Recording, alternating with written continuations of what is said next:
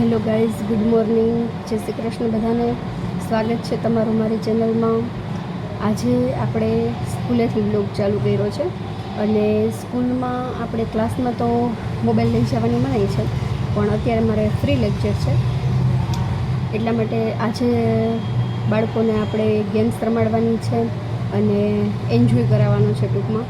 તો આજે બધા બાળકોને જે એન્જોય કરાવશું, નવી નવી ગેમ્સ રમાડશું, એ બધું તમને આજે આગળના વિડીયોમાં બતાવીશ.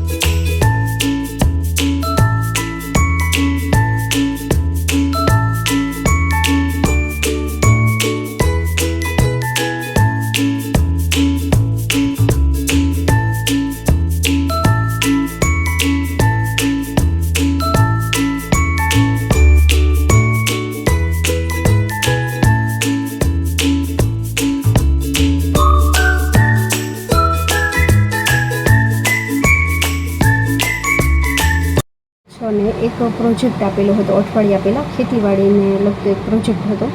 તો આગળ આપણે જોશું કે એ લોકો ખેતીવાડીને લઈને કેવા પ્રોજેક્ટ બનાવીને લઈ આવ્યા છે, એ હું તમને આગળના વિડીયોમાં બતાવીશ.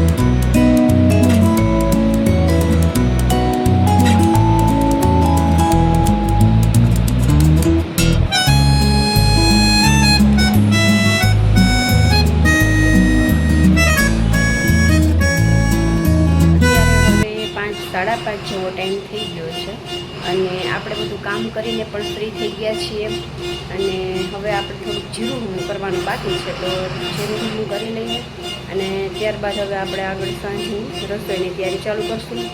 અને અત્યારે અમારે અહીંયા બહાર રોડનું કામ થોડુંક ચાલુ છે, તો આમ અવાજ આવતો જ હશે જો કે તમને.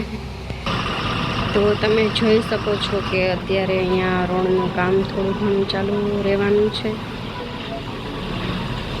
એટલા માટે અહીંયા અત્યારે અવાજ આવે છે. અને આજે પવન બહુ જ છે બહાર, પણ વરસાદ આવતો નથી અહીંયા અમારા ગામમાં. જો તમારા ગામમાં વરસાદ હોય તો જરાક આ બાજુ મોકલજો. હાય પાર્થવી, હાય. તો આ પાર્થવી છે જે અમારા ઘરે રમવા આવતી જ હોય છે, પણ એને અહીંયા પગથિયે જ રમવું બહુ ગમે છે, ખબર નહીં કેમ. એને ઘરની અંદર પણ રમવું ના હોય, ઘરની બહાર પણ રમવું ના હોય, ખાલી પગથિયે જ રમવું હોય પાર્થવીને. કાં પાર્થવી, કાં? અત્યારે આપણે રસોઈનો ટાઈમ થઈ ગયો છે. આજે શનિવાર છે, તો અડદની દાળ અને બાજરાના રોટલા બનાવવાના છે. તો કોમેન્ટ કરજો કે કોઈ બાજરાના રોટલા બનાવતા આવડે છે.